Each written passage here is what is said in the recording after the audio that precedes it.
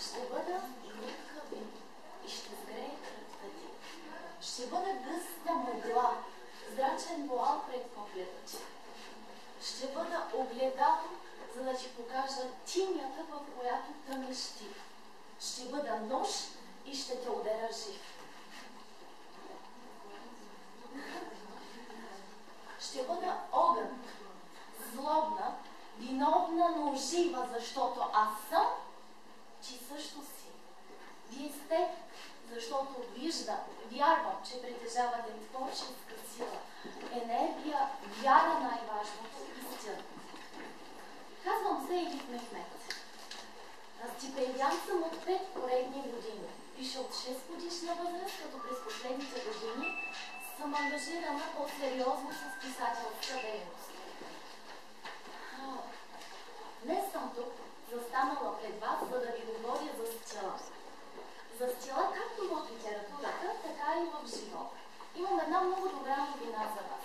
Изобщо няма да ви отекчавам с неразгадаеми литературни схеми, термини, няма да се правя на интересно. Литературата е живот. Литературата е енергия. Затова ще ви предложа, не се надявам, една свежа порция вдъхновение. От този момент нататък следва всички да си свалим маските.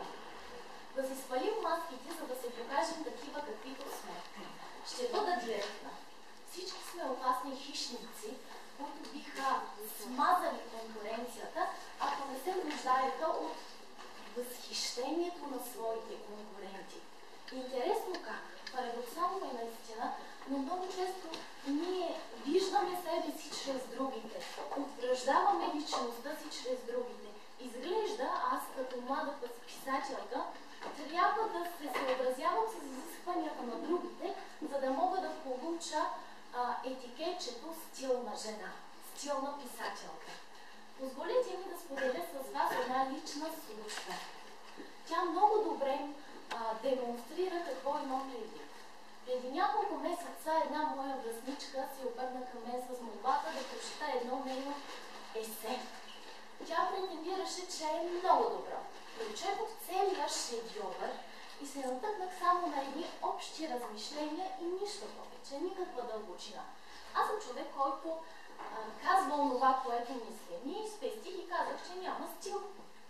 И знаете ли какво ми отговори тя? Знам, че носиш зелените чорапки на братчето си. Кой сега няма стил? Първо, очудих се, защото аз нямам брат. Второ, очудих се, защото не нося зелени чорапи. И в крайна сметка и да ги нося, нима зелените чорапи ще определят стила ми като писане. Тъжно е, но е истина, че повечето хора се съобразяват с света на чорапките на писателя, отколкото с онова, което е написал. И го оценяват по това как се облича, отколкото да погледнат какво всъщност е написал, какво е сътворил за нас. Това е положението на стила в днешно време. Нека тогава да погледнем към миналото на литературата. Госпожа Искра, как бяха госпожа? Джанабецка всъщност казва за тъжната новина и аз без да знам, така съм цитирала и него. Умберто показва, че до барока стилът в литературата се свързва с нормите. С това да се придържаш към правилата. И всъщност цялата литература се превръща в една имитация. Оригиналността не се позволява по никакъв начин. Не обичам сложните литературни термини, но трябва да уточним някои неща, за да бъдем съвсем коректни. Стил по това време се тълкува от гледна точка на наратива и семиотика. Сложно, нали? Какво в превод означава това? Означава това, че текстовете са сходни и като структура, и като тематика. Нищо оригинално, нищо интересно. Разбрахме, че не съществува единно мнение за стил и за това как да оценим даден писател. Според мен, стилът не е свързан нито с зелените чорапки, нито с брата, който няма, нито с измислените норми на литературната критика. Стилът е свързан с това как авторът влага в творбата си онова, което притежава душевно. вълшебно. Ние сме чувстващи и мислещи същества. И като такива натрупваме определен опит, като впечатления, мисли, образи, спомени. Специфичният за всеки човек начин да изпълни с тези свои притежания литературното пространство наричам аз стил. Всеки човек го прави по един уникален начин и ние много бихме се затруднили, ако се опитаме да изградим някакво определение за стил. Но нека сега да видим конкретни примери. Не знам дали, всъщност надявам се, че има хора, които са чели или поне чували за френския писател Марсел Пруст. Той е сред любимите и ще ви разкажа една много интересна история, свързана с него. Веднъж той посещава една много кокетна дама с молбата да му даде шапката си, която е носила една вечер преди 20 години. И се очудва и е искрено разочарован как така тази жена е дала тази шапка на прислужницата си и даже не помни коя точно шапка. Имам 13 годишен читателски опит и не съм се натъквала на нито един автор, който да обръща толкова голямо внимание на детайлите, колкото Марсел Пруст. Неговите творби са истински шедьоври, гоблени, които са изработени с златни мишки, бринка по бринка, с търпение на паек. Всъщност и тук идва следващия проблем. Добре, днес има автори, които описват и прецизно детайлите. Защо тогава те не ни впечатляват с стил? С нищо не ни впечатляват.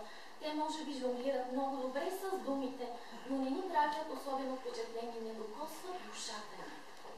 И тук идва най-главното.